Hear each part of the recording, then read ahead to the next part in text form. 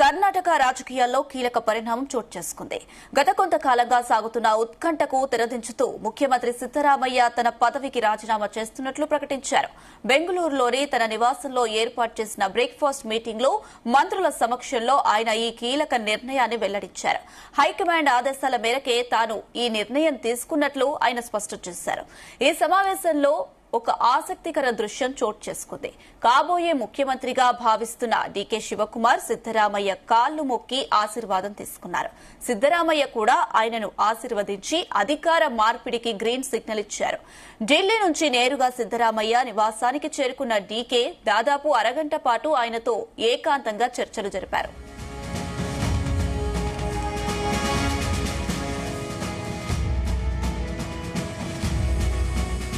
అయితే ప్రస్తుతం Karnataka governor Dawar Chand Gehlot indoor పర్యటనలో ఉన్నారు. అయినప్పటికీ రాజీనామా ప్రక్రియను ఆలస్యం చేయకూడదని సిద్దరామయ్య భావిస్తున్నారు. గవర్నర్ అందుబాటులో లేకపోయినా ఆయన కార్యదర్శికి లేదా లోక్ భవన్ లో లేఖను అందజేయాలని నిర్ణయించుకున్నారు. అయితే రాజీనామా ఆమోదం పొందాలంటే ఆయన వ్యక్తిగతంగా గవర్నర్ను కలవాల్సి ఉంటుందని అధికారులు చెబుతున్నారు. సిద్దరామయ్య రాజీనామా ప్రకటన వెలువడగానే బెంగళూరు నగరం అంతటా డీకే శివకుమార్ కు శుభాకాంక్షలు తెలుపుతూ భారీ పోస్టర్లు వెలిశాయి. ఇలా ఉండగా సిద్దరామయ్య ఇకపై జాతీయ రాజకీయాల్లో చక్రం తిప్పే అవకాశం ఉందని ప్రచారం జరుగుతుంది. ఈ మార్పులతో కర్ణాటక రాజకీయాల్లో సరికొత్త అధ్యాయం మొదలు కానుంది. ఇదే అంశానికి సంబంధించి మరిన్ని అప్డేట్స్ మా చీఫ్ న్యూస్ కోఆర్డినేటర్ రాధాకృష్ణ అందిస్తారు. రాధాకృష్ణ. Good afternoon Anusha. కర్ణాటకలో పవర్ షేరింగ్ పంచాయతీ గత కొద్ది నెలలు కొనసాగుతుంది. సో ఈ రోజు దాదాపుగా దానికి అన్నిటికి కూడా ఎండ్ కార్డు పడ్డట్టుగా ఉంది. ఎందుకంటే ఉదయం మార్నింగ్ నుంచి జరుగుతున్న పరిణామాల నేపథ్యంలో సిద్దరామయ్య, ముఖ్యమంత్రి సిద్దరామయ్య మంత్రులతోని అదేవిధంగా అందుబాటులో ఉన్నటువంటి ఎమ్మెల్యేలతో బ్రేక్ఫాస్ట్ మీటింగ్ ఏర్పాటు చేశారు. ఈ మీటింగ్ కు అత్యంత ముఖ్యమంత్రి సిద్దరామయ్యకు సంబంధించిన అత్యంత సన్నిహిత వ్యక్తులు కావచ్చు, మంత్రులు కావచ్చు, ఎమ్మెల్యేలు కావచ్చు, పార్టీకి సంబంధించిన కీలక నేతలు అందరూ కూడా హాజరయ్యారు. సో కాంగ్రెస్ అధిష్టానం ఏమనుకుంటోంది, సో పవర్ షేరింగ్ విషయంలో క్లారిటీ, మొత్తం ఒక స్పష్టత తనకు సంబంధించినటువంటి మంత్రులకు కావచ్చు, అనుచర వర్గాలకు అందరికి కూడా సిద్దరామయ్య ఒక స్పష్టత ఇచ్చాడని చెప్పవచ్చు. ఈ మీటింగ్ ఉదయం నుంచి దాదాపు గంటన్నర సేపు కొనసాగింది. దీంతో పాటుగా ఇప్పుడు అంతా అనూహ్యంగా బ్రేక్ఫాస్ట్ మీటింగ్ కు ఢిల్లీ నుంచి నేరుగా బెంగళూరులో జరుగుతున్న బ్రేక్ఫాస్ట్ మీటింగ్ కు సిద్దరామయ్యతో బ్రేక్ఫాస్ట్ మీటింగ్ కు కాబోయే ముఖ్యమంత్రిగా ఉన్నటువంటి డీకే శివకుమార్ కూడా హాజరు కావడం కూడా కొంత ఆసక్తికరం మారింది. డీకే శివకుమార్ మీటింగ్ హాజరు కాగానే సిద్దరామయ్య దగ్గరకు వెళ్లి ఆప్యాయంగా పలకరించడం, అదేవిధంగా అతని ఆశీర్వాదాలు తీసుకోవడం, ఇవన్నీ చూస్తూ ఉంటే ఒక రకంగా నాయకత్వ మార్పుకు ఒక పూర్తి స్థాయిలో స్పష్టత ఇచ్చారు. సిద్దరామయ్య కూడా తాను రాజీనామా చేస్తున్నట్టుగా కూడా ఇంటర్నల్ గా అంతర్గతంగా జరిగినటువంటి సమావేశంలో తన వర్గానికి చెప్పారు. సో మంత్రులకు కావచ్చు, ఎమ్మెల్యేలకు కూడా చెప్పారు. సో తదుపరి ముఖ్యమంత్రి ఉండబోతోంది, నేను ప్రస్తుతానికి ఉన్న సందర్భంలో నేను రాజీనామా చేయబోతున్నాను. ఈ రోజు లోక్ భవన్ కు వెళ్లి మధ్యాహ్నం 3 గంటల సమయంలో రాజీనామా చేయబోతున్నాను. ఇంతటితో నా ముఖ్యమంత్రిగా నా బాధ్యతలు తీరిపోయాయి. కొత్తగా ముఖ్యమంత్రి రాబోతున్నారు. సో సంబంధించి కాంగ్రెస్ అధిష్టానం ఒక నిర్ణయం తీసుకోబోతుంది. కాంగ్రెస్ అధిష్టానం తీసుకున్న నిర్ణయానికి నేను కట్టుబడి ఉన్నాను కాబట్టి నేను రాజీనామా చేయబోతున్నానంటూ కూడా ఒక స్పష్టత ఇచ్చారు. సో ఈ నేపథ్యంలో మంత్రులు కొంతమంది సిద్దరామయ్య వర్గానికి సంబంధించినటువంటి వ్యక్తులు కొంత ఆవేదన, ఒక రకమైనటువంటి భావోద్వేగానికి గురైంది. సో ఇప్పుడున్నటువంటి పరిస్థితిలో కాంగ్రెస్ పార్టీ స్ట్రెంగ్తన్ గా ఉంది, స్ట్రాంగ్ గా ఉంది. మీరు గతంలో పాటు ఇప్పుడు గత 3 సంవత్సరాలుగా కాంగ్రెస్ ప్రభుత్వాన్ని నడిపిస్తూ వస్తున్నారు. సో ప్రజల్లో మంచి సంక్షేమ పథకాలు చేపట్టి కాంగ్రెస్ పార్టీకి బలోపేతంగా పనిచేశారు. ఇలాంటి తరుణంలో మీరు రాజీనామా చేయడం సరైనది కాదేమో ఒకసారి పునరాలోచించండి. మా అందరం కలిసి, మీతో పాటుగా మేము అందరం కలిసి టీమ్ గా వెళ్లి అవసరమైతే అధిష్టానానికి తమ వాదన వినిపించే అవకాశం ఉంటుందేమో ఒకసారి చూడండి అని చెప్పేసి సిద్దరామయ్య వర్గానికి సంబంధించినటువంటి మంత్రులు సిద్దరామయ్యతో మాట్లాడిన పరిస్థితి ఉంది. కానీ ఇదే సందర్భంలో సిద్దరామయ్య వాళ్ళందరినీ కూడా చాలా సున్నితంగా తిరస్కరించారు. నిర్ణయం జరిగిపోయింది. సో ఏదైనా నేను విధేయతకు, ఎందుకంటే కాంగ్రెస్ పార్టీ నాకు అవకాశం ఇచ్చింది, సో ముఖ్యమంత్రిగా అవకాశం ఇచ్చిన తరుణంలో నేను ఎట్టి పరిస్థితుల్లో అది హైకమాండ్ మాటను ధిక్కరించను. వాళ్ళు ఏది చెప్తే అది శిశావిస్తాను. సో గతంలో అత్యంత విధేయత గల పార్టీకి సంబంధించినటువంటి లాయాలిటీ విషయంలో నేను ఎప్పుడు కూడా నా పరిధి దాటను, ఆ లైన్ అతిక్రమించను అని చెప్పేసి కూడా స్పష్టంగా తన మద్దతుదారులకు సంబంధించిన మంత్రులు, ఎమ్మెల్యేలతో మాట్లాడాడు. సో ఇదే తరుణంలో మంత్రులు కూడా ఒక రకమైన నిర్ణయానికి వచ్చారు. సో ఇక సిద్దరామయ్య రాజీనామా కన్ఫామ్ అయిపోయింది. సో ఇప్పుడు ఏం చేయలేం, అధిష్టానం నిర్ణయం తీసుకుంది కాబట్టి. సో అదేవిధంగా ఇప్పుడు ఆ మంత్రిమండలి అంతా కూడా తన మంత్రిమండలి అంతా రద్దు చేస్తున్నానని చెప్పేసి కూడా ప్రకటించారు. సో మొత్తం ఎంటైర్ కర్ణాటక పాలిటిక్స్ లో గత కొద్ది నెలలుగా ఎప్పుడైతే 2025 నవంబర్ తర్వాత ఈ పరిణామాలన్నిటికీ కూడా నాంది అయింది. ఎప్పుడైతే 2.5 సంవత్సరాలు సిద్ధరామయ్య ముఖ్యమంత్రిగా తన బాధ్యతలు తీసుకున్నారో, అయిపోయిందో, 2.5 గెలిచాయో, ముఖ్యమంత్రిగా బాధ్యతలు చేపట్టి 2.5 సంవత్సరాలు ముగిశాయో, అప్పటి నుంచి కూడా డీకే శివకుమార్ ముఖ్యమంత్రిగా తనకు అవకాశం ఇవ్వాలని చెప్పేసి కాంగ్రెస్ హైకమాండ్ మీద అధిష్టానంపై ఒత్తిడి తీసుకొచ్చే ప్రయత్నం చేశారు. అప్పటి నుంచి కూడా ఈ వ్యవహారం నానుతూ వస్తుంది. సో మధ్యలో కొన్ని ఎన్నికలు రావడం, 5 రాష్ట్రాల బీహార్ ఎన్నికలు రావడం, తర్వాత రీసెంట్ గా 5 రాష్ట్రాల ఎన్నికలు. సో మొత్తం కాంగ్రెస్ పార్టీకి సంబంధించి ఎన్నికలపైన దృష్టి పెట్టడంతో ఈ వ్యవహారం అంతా కూడా కొంత పెండింగ్ పడుతూ వచ్చింది. కానీ అల్టిమేట్ గా ఎట్టకేలకు రీసెంట్ గా 5 రాష్ట్రాల ఎన్నికలు ముసాయి, భవిష్యత్తులో ఎన్నికలు లేవు. ఇక నెక్స్ట్ ఇప్పుడు ఇంకా ఆలస్యం చేస్తే అది అసలుకే మోసం అవుతుంది. ఎందుకంటే మరొక 2 సంవత్సరాలు ఉంది. ఆ తర్వాత మళ్ళీ ఎన్నికలు రాబోతున్నాయి, దేశవ్యాప్తంగా ఎన్నికలు వస్తాయి, పార్లమెంట్ ఎన్నికలు రాబోతున్నాయి, అదే సందర్భంలో అసెంబ్లీ ఎన్నికలు వచ్చే అవకాశం ఉంది. అన్నిటికీ మించి డీలిమిటేషన్ ప్రక్రియ జరగబోతుంది. ఇలాంటి తరుణంలో ఏ మాత్రం పొరపాటు జరిగినా కాంగ్రెస్ పార్టీకి నష్టం జరుగుతోంది. అందులోనూ ఇప్పుడున్నటువంటి పరిస్థితుల్లో డీకే శివకుమార్ అనేవారు చాలా అత్యంత కీలకంగా భావిస్తూ ఉంది. జాతీయ నాయకత్వం, ముఖ్యంగా రాహుల్ గాంధీ కావచ్చు, సోనియా గాంధీ కావచ్చు, అదేవిధంగా ప్రియాంక గాంధీ కావచ్చు, వీళ్ళు అత్యంత కీలకంగా భావిస్తున్నారు. ఎందుకంటే ఇప్పుడున్నటువంటి పరిస్థితుల్లో సో కొన్ని రాష్ట్రాల్లో అధికారంలో ఉంది. సౌత్ లో కేరళ, తెలంగాణ, అదేవిధంగా కర్ణాటకలో అధికారం ఉంది. సో మిగతా దేశవ్యాప్తంగా కాంగ్రెస్ పార్టీకి ఈ 3 పార్టీల నుంచే కొంత పార్టీకి సంబంధించి ఆర్థికంగా వెనుదన్నుగా నిలిచే పరిస్థితుంది. అందులో ముఖ్యంగా ఇప్పుడున్నటువంటి వాటిలో మొత్తం సౌత్ లోనే అత్యంత కీలకమైన వ్యక్తి, దేశవ్యాప్తంగా కూడా కాంగ్రెస్ పార్టీకి కొంత ఫండింగ్ చేసే పరిస్థితి ఒక డీకే శివకుమార్ ఉంది. నేపథ్యంలో డీకే శివకుమార్ మాట చెల్లుబాటు అవుతుంది అనేది ఒక వాదన కాంగ్రెస్ పార్టీలో వినబడుతుంది. సో ఇక్కడ మరొక ఆసక్తికర అంశం ఏంటంటే, మొదటగా ఎందుకంటే వాస్తవానికి డీకే శివకుమార్ ముఖ్యమంత్రిగా చేయాలనే ఆలోచన ఉన్నప్పటికీ రాహుల్ గాంధీ మాత్రం సిద్దిరామయ్యనే కొనసాగించేందుకు మొగ్గు చూపినట్టుగా తెలుస్తుంది. మరొక 2 సంవత్సరాలు గడిస్తే సరిపోతుంది. సో ప్రభుత్వం సజావుగా నడుస్తోంది. సీనియర్ గా రాజకీయంగా అనుభవం ఉన్నటువంటి సిద్దిరామయ్య నాయకత్వంలోనే మరొక 2 ఏళ్లు కూడా పూర్తిగా కాంగ్రెస్ ప్రభుత్వం పాలన పూర్తి చేసుకున్న తర్వాత మళ్ళీ ఎన్నికలు వస్తాయి. ఎన్నికల తరుణంలో ఎన్నికలకు ముందే డీకే శివకుమార్ ముఖ్యమంత్రిగా చేస్తామని అధికారికంగా ప్రకటించే ఎన్నికలకు వెళ్దామని చెప్పేసి రాహుల్ గాంధీ భావించారు. కానీ ఇక్కడ ఒక ఆసక్తికర అంశం ఏంటంటే, ప్రియాంక గాంధీ మొత్తం ఇన్వాల్వ్మెంట్ తో ఈ వ్యవహారం అంతా కూడా మారినట్టుగా తెలుస్తా ఉంది. సో ముఖ్యమంత్రిగా డీకే శివకుమార్ ను ముఖ్యమంత్రిగా చేయడంలో ప్రియాంక గాంధీ రోల్ చాలా కీలకంగా ఉంది అనేది తెలుస్తా ఉంది. సో డీకే శివకుమార్ విషయంలో మొదటి నుంచి కూడా ప్రియాంక గాంధీ తనకు మొదట్లో ఎన్నికల సమయంలో డీకే శివకుమార్ కొంత హామీ ఇచ్చాము. రాహుల్ గాంధీ కావచ్చు, అదేవిధంగా సోనియా గాంధీ కావచ్చు, ఎంటైర్ ఈ గాంధీ ఫ్యామిలీ అంతా కూడా కాంగ్రెస్ సంబంధించిన పెద్దలంతా, హైకమాండ్ పెద్దలంతా కూడా డీకే శివకుమార్ పట్ల సానుకూలంగా ఉన్న ఆ సీఎం చేయడానికి అభ్యంతరం లేకున్నా కాబట్టి కొన్ని భవిష్యత్తు రాజకీయ అవసరాల దృష్ట్యా లేకుంటే ఇప్పుడున్నటువంటి పరిస్థితిలో ఉన్న సజావుగా జరుగుతున్న ప్రభుత్వాన్ని ఇబ్బందిగా గురి చేసేలా డిస్టర్బ్ చేసుకోవద్దన్న ఒక ఆలోచనతో రాహుల్ గాంధీ కొంత వెనకడుగు వేసినట్టు తెలిసింది. కానీ ప్రియాంక గాంధీ ఎట్టి పరిస్థితుల్లో డీకే శివకుమార్ ముఖ్యమంత్రి చేయాల్సిందే.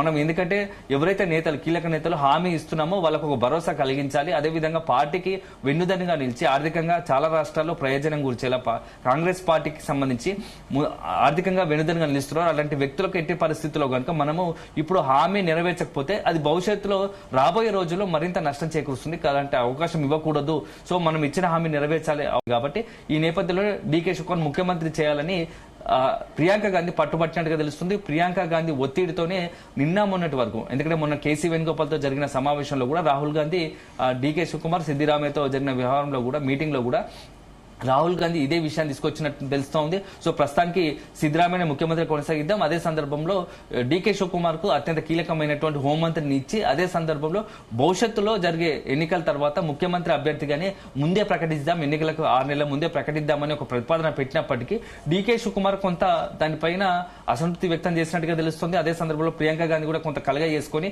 సో ఇచ్చిన హామీ మేరకు అతన్ని ముఖ్యమంత్రి చేయాల్సిందని చెప్పేసి కొంత ఒత్తిడి తీసుకొచ్చినట్టు తెలుస్తుంది. ఈ నేపథ్యంలోనే డీకే శివకుమార్ ముఖ్యమంత్రిని చేయాలని అధికారికంగా ఒక నిర్ణయం తీసుకున్నారు. సో ఆ నేపథ్యంలోనే వరుసగా నిన్న మొన్న జరుగుతున్న పరిణామాలు, ఈ రోజు ఎట్టకేలకు ఉదయం నుంచి జరుగుతున్న పరిణామాల నేపథ్యంలో డీకే శివకుమార్ సంబంధించి సిద్ధరామయ్యను కలవడం, ఏకాంతంగా చర్చలు జరపడం, తర్వాత ఎట్లాంటి ఉండబోతోంది, అదే సందర్భంలో డీకే శివకుమార్ కు సిద్ధరామయ్య శుభాకాంక్షలు తెలపడం, మంచి ప్రభుత్వాన్ని నడపాల్సిందే అని చెప్పేసి కొంత సూచనలు, సలహాలు ఇవ్వడం, ఇవన్నీ చూస్తా ఉంటే ఇక నిర్ణయం జరిగిపోయింది. సో డీకే శివకుమార్ ముఖ్యమంత్రిగా కావడం అనేది పూర్తి స్థాయిలో ఒక నిర్ణయానికి వచ్చింది, జరిగిపోయినట్టుగా కూడా తెలుస్తోంది. ఇప్పటికే డీకే శివకుమార్ ఇంటి వద్ద పెద్ద ఎత్తున సంబరాలు, కర్ణాటక మొత్తం కూడా బెంగళూరు సిటీతో ప్రధాన పట్టణాల్లో డీకే శివకుమార్ మద్దతుదారులు పెద్ద ఎత్తున కటౌట్లు పెట్టిన పరిస్థితి కనబడుతోంది. దీనికి తోడు మరోవైపు దీనికి భిన్నంగా సిద్ధరామయ్య ఇంటి వద్ద సిద్ధరామయ్య మద్దతుదారులు కొంత భాగోద్వేగానికి గురవడం, కంటతడి పెట్టడం నిన్న నుంచి జరుగుతున్న పరిస్థితి. సో అధికార మార్పిడి జరగడానికి ఇట్లాంటి పరిస్థితులు ఉన్నాయి. అధికార మార్పిడి జరిగే నేపథ్యంలో అత్యంత కీలకంగా ఒక వైపేమో సంబరాలు, మరోవైపు భాగోద్వేగపు దృశ్యాలు, కంటతడి ఇట్లాంటి పరిస్థితులు కనబడుతున్నాయి కర్ణాటక కాంగ్రెస్ లో. దీనికి తోడు ఇప్పుడు మధ్యాహ్నం 3 గంటలకు లోక్ భవన్ కు ముఖ్యమంత్రి సిద్ధరామయ్య వెళ్లబోతున్నారు. అక్కడ గవర్నర్ కార్యదర్శిని కలిసి తన రాజీనామా పత్రాన్ని అందజేయబోతున్నారు. లోక్ భవన్ లో గవర్నర్ గెహ్లాట్ అందుబాటులో లేకపోవడంతో ప్రస్తుతం అతను ఇండోర్ పర్యటనలో ఉన్నారు. సో ఈ నేపథ్యంలో రాజీనామాను ఆలస్యం చేయకుండా అధిష్టానం ఏదైతే చెప్పిందో దానికి అనుగుణంగానే నేను ముందుకు వెళ్లాలని నిర్ణయించుకుంటున్నాను కాబట్టి రాజీనామా లేఖను మధ్యాహ్నం 3 గంటలకు లోక్ భవన్ కి వెళ్లి గవర్నర్ కార్యదర్శికి ఈ రాజీనామాను సమర్పించాలని అనుకుంటున్నారు. ఆ తర్వాత నెక్స్ట్ వన్స్ గవర్నర్ ఆమోదం వచ్చిన తర్వాత ఇక వెనువెంట ప్రక్రియ తర్వాత కొత్త ప్రభుత్వం ఏర్పాటుకు అన్ని రకాల కొత్త ముఖ్యమంత్రి అదేవిధంగా కొత్త ప్రభుత్వం ఏర్పాటుకు చకచక మొత్తం కూడా పనులు జరిగే అవకాశం ఉంది. ఈ నేపథ్యంలో రాబోయే 2 రోజులు అత్యంత కీలకంగా మారబోతున్నాయి. ఒకటైతే ఇప్పటికీ సిద్ధరామయ్య రాజీనామా చేయడము, మరోవైపు కొత్త ముఖ్యమంత్రిగా డీకే శివకుమార్ ఎన్నిక అవడానికి అడ్డంకులు తొలగిపోయినట్టుగా మనం భావించాల్సి ఉంటుంది. సో వన్స్ గవర్నర్ ఆమోదం తెలపగానే రేపు ఉదయం గానీ రేపు మధ్యాహ్నం కల్లా సిఎల్పి మీటింగ్ ఉండబోతా ఉంది. సో కొత్తగా ఎమ్మెల్యేలకు ఏదైతే ఇప్పుడు ఎమ్మెల్యేలు ఉన్నారో అంతా కూడా సిఎల్పి లేతను Congress party legislative party leader ను ఎన్నుకుంటారు. సో సిఎల్పి లీడర్ గా ఎవరిని ఎన్నుకుంటారు అనేది ఇప్పటికీ క్లారిటీ ఉంది. సో డీకే శివకుమార్ ఎన్నుకుంటారు. ఆ తర్వాత ముఖ్యమంత్రిగా మరొకసారి గవర్నర్ కలిసి తన మద్దతుదారు ఎమ్మెల్యే లేఖను గవర్నర్ కు అందజేసి కొత్త ప్రభుత్వానికి ఏర్పాటుకు అనుమతి ఇవ్వాల్సిందిగా కూడా గవర్నర్ కోరే అవకాశం ఉంది. ఇదంతా 2-3 రోజుల ప్రక్రియ ఉంది. ఈ నేపథ్యంలో ఒకవైపు డీకే శివకుమార్ కొత్త ప్రభుత్వాన్ని ఏర్పాటు చేస్తూ అదేవిధంగా సిద్ధరామయ్య వర్గానికి అత్యంత కీలకమైనటువంటి మంత్రి పదవులు కావచ్చు, అదేవిధంగా ఉప ముఖ్యమంత్రి పదవులు అందజేయడానికి ఇప్పటికే ప్రణాళిక సిద్ధమైంది. దీనికి సంబంధించి ఢిల్లీ నుంచి కాంగ్రెస్ సంబంధించినటువంటి కొంత ఏఐసిసి వ్యవహారాలు చూసే ముఖ్య నేతలు కూడా బెంగళూరు చేరుకున్నట్టు తెలుస్తోంది. నిన్న నుంచి కూడా అక్కడే తిష్టి వేసి అన్ని పరిస్థితులను ఎప్పటికప్పుడు అంచనా వేస్తూ అధిష్టానానికి నివేదిక సమర్పిస్తున్నారు. మరోవైపు సిద్ధరామయ్యకు రాజకీయ భవితవ్యం ఎలా ఉండబోతుందనే దానిపైన కూడా ఒక క్లారిటీ ఇచ్చే అవకాశం ఉంది. ఎందుకంటే త్వరలో రాజ్యసభ ఖాళీ అవుతున్నాయి కాబట్టి రాజ్యసభకు పంపించడంతో పాటుగా ఏఐసిసిలో అత్యంత కీలకమైనటువంటి పదవి కట్టబెడతారని చెప్పేసి కూడా ప్రచారం జరుగుతుంది. సో మొత్తం ఎంటైర్ ఎపిసోడ్ కు మాత్రం ఈ రోజు ఎండికాడు పడేలా కనబడుతుంది. వన్స్ ఎప్పుడైతే గవర్నర్ కు రాజీనామా సమర్పిస్తారో ఒక శకం ముగిసినట్టే. సిద్ధరామయ్య శకం ఇక ముఖ్యమంత్రిగా సుదీర్ఘకాలం పనిచేశారు. కర్ణాటకకు సంబంధించి రాష్ట్ర రాజకీయాల్లో తనదైన ముద్ర వేశారు. సో మొత్తంగా కాంగ్రెస్ పార్టీకి అత్యంత చాలా కాంగ్రెస్ అధిష్టానానికి అత్యంత సన్నిహితంగా ఉంటూ కాంగ్రెస్ పార్టీకి విధేయుడుగా ఉంటున్నటువంటి సిద్ధరామయ్య ఇక పవర్ షేరింగ్ ఒక ఏదైతే ఫార్ములా ఉందో దాంతో ముఖ్యమంత్రిగా అర్ధాంతరంగా 3 సంవత్సరాల తర్వాతే తప్పుకోవాల్సి వస్తుంది. సో ఇప్పుడు డీకే శివకుమార్ కొత్తగా ముఖ్యమంత్రిగా ఎన్నుకోబోతున్నారు. సో ఎంటర్ తర్వాత డీకే శివకుమార్ నాయకత్వంలో కాంగ్రెస్ పార్టీకి సంబంధించి ప్రభుత్వం ఎలాంటి నిర్ణయాలు తీసుకోబోతోంది, తదుపరి ఎలాంటి పరిస్థితులు రాబోతున్నాయి, సిద్ధరామయ్యకు సంబంధించి రాజకీయ భవిష్యత్తు ఎలా ఉండబోతోంది, అదే సందర్భంలో సిద్ధరామయ్య వర్గంగా చెప్పుకున్నటువంటి కొంతమంది మంత్రులు డీకే శివకుమార్ కు ఎలా సహకరిస్తారు, అత్యంత కీలకమైనటువంటి ఇప్పుడు దీంతో పాటుగా ఒకవేళ ముఖ్యమంత్రి గనుక డీకే శివకుమార్ కు అప్పచెప్తే నెక్స్ట్ కాంగ్రెస్ పిసిసి అధ్యక్షుడు ఎవరైతారు, కర్ణాటక కాంగ్రెస్ పిసిసి అధ్యక్షుడిగా ఎవరు ఎన్నికవుతారు అనేది కూడా ఇప్పుడు చాలా ప్రశ్నార్థకం ఉంది. అదే సతీష్ జవరేలి దీనికి పిసిసి అధ్యక్షుడిగా ఎన్నిక కావచ్చు అని చెప్పేసి ఒక ప్రచారం జరుగుతోంది. అదేవిధంగా ప్రస్తుతం హోంమంత్రిగా ఉన్నటువంటి పరమేశ్వరం మరొకసారి డీకే శివకుమార్ కేబినెట్ లో కూడా హోంమంత్రి అవుతారా? ఇవన్నీ చాలా కీలకమైనటువంటి అనేకమైనటువంటి అనుమానాలు, సందేహాలకు అదేవిధంగా ప్రశ్నలు ఉత్పన్నమవుతున్నాయి. వీటన్నిటి కూడా హైకమాండ్ ఎలా మొత్తం చెక్ పెట్టబోతా ఉంది. సో ఎక్కువ ఎందుకంటే సిద్ధరామయ్యకు పెద్ద ఎత్తున మద్దతు ఉంది, ఎమ్మెల్యేల మద్దతు ఉంది. సో ఈ నేపథ్యంలో వాళ్ళందరినీ కూడా సాటిస్ఫై చేయాల్సిన అవసరం ఉంది. సిద్ధరామయ్యను బలవంతంగా రాజీనామా చేయించారు అనేది సిద్ధరామయ్య వర్గీలో ఉన్న నేపథ్యంలో వాళ్ళందరినీ కూడా కూల్ చేసే ప్రయత్నం చేయాలి. ఇప్పటికే హైకమాండ్ సంబంధించిన దూతలు బెంగళూరులో ఉన్నారు. ఒక్కొక్కరిగా ఆ టీముల వారిగా పిలుచుకొని సిద్ధరామయ్యతో కూర్చోబెట్టి వాళ్ళందరికీ కూడా కొంత హామీ ఇస్తున్నట్టుగా తెలుస్తుంది. మంచి భవిష్యత్తులో మంచి రాజకీయం ఉండబోతోంది. సిద్ధరామయ్యకు సంబంధించి సిద్ధరామయ్యకు రాజకీయంగా భవిష్యత్తులో ఉన్నత స్థానం కల్పిస్తాం. అదే సందర్భంలో సిద్ధరామయ్య వర్గంగా ఉన్న వారి వ్యక్తులకు కూడా ఎవరికి కూడా రాజకీయంగా ఇబ్బంది ఉండదు. సో మంచి పదవులు దక్కుతాయని చెప్పేసి ఒక భరోసా ఇచ్చే ప్రయత్నం చేస్తున్నారు. సో ఇవన్నీ నేపథ్యంలో రాబోయే ఈ రోజు సాయంత్రం రేపటి చాలా అత్యంత కీలక పరిణామాలు కర్ణాటక రాష్ట్ర కాంగ్రెస్ తో పాటు రాధాకృష్ణ గవర్నర్ కూడా అందుబాటులో లేరు, ఇండోర్ పర్యటనలో ఉన్నారు. మరి ఈ పరిస్థితిలో గవర్నర్ అందుబాటులో లేకపోయినా ఆయన కార్యదర్శికి లేదా లోక్ భవన్ లో లేఖను అందజేయాలని కూడా అటు సిద్ధరామయ్య నిర్ణయించుకున్న పరిస్థితి ఏంటి? అంటే ఆయన లేకపోయినా కార్యదర్శికి లేదా లోక్ భవన్ లో రాజీనామా లేఖను సమర్పిస్తే సరిపోతుందా, లేకపోతే ఖచ్చితంగా వ్యక్తిగతంగా గవర్నర్ కి అందించాల్సిన అవసరం ఉంటుందంటారా? అంటే సాధారణంగా ప్రోటోకాల్ ప్రకారం ముఖ్యమంత్రిగా ఉన్నటువంటి సిద్ధరామయ్య గవర్నర్ కు లేఖ రాజీనామా లేఖను ఇవ్వడం, ఆ తర్వాత గవర్నర్ ఆమోదించిన తర్వాత తదుపరి కార్యక్రమాలు అన్ని జరుగుతూ ఉంటాయి సాధారణంగా. కానీ ఇప్పుడున్నటువంటి పరిస్థితిలో ఏదైతే షెడ్యూల్ ప్రకారం ముందుగానే నిర్ణయించుకున్నారు, సో తదుపరి ముఖ్యమంత్రిగా ఎన్నిక అవడానికి కొన్ని కార్యక్రమాలు ఉంటాయి కాబట్టి సిఎల్పి మీటింగ్ జరగాల్సి ఉంటుంది కాబట్టి, సో ప్రస్తుతానికి గవర్నర్ అందుబాటులో లేకుండా గవర్నర్ ఆఫీస్ కు, గవర్నర్ కార్యాలయానికి లేఖ వచ్చిన నేపథ్యంలో ఆ సమాచారం గవర్నర్ కార్యదర్శి గెహ్లాట్ కు అందిస్తారు. సో గవర్నర్ కూడా ఎట్లా అందిస్తారు కాబట్టి, సో ఒక రోజు ఆలస్యం ఎందుకు చేయడం, ఏదైతే మనం అందుకున్నామో గవర్నర్ రాక కోసం వేచి చూడకుండా ప్రస్తుతానికైతే మనం నిర్ణయించుకున్న సమయానికి షెడ్యూల్ ప్రకారమే రాజీనామా చేయాలని సిద్ధరామయ్య నిర్ణయించుకున్నట్టుగా తెలుస్తోంది. దాంట్లో భాగంగానే ఈ రోజు సాయంత్రం 3 గంటలకు గవర్నర్ కార్యదర్శికి లేఖ అందజేయబోతున్నారు. సో గవర్నర్ వచ్చాక ఇప్పటికే గవర్నర్ కు సమాచారం ఉంది. సో గవర్నర్ అందుబాటులో లేని సందర్భంగా కార్యదర్శికి లేఖ ఇవ్వబోతున్న ఒక సమాచారం ఉంది. తర్వాత వచ్చిన తర్వాత గవర్నర్ కూడా సమాచారం వన్స్ లేఖ అందగానే కార్యదర్శి కూడా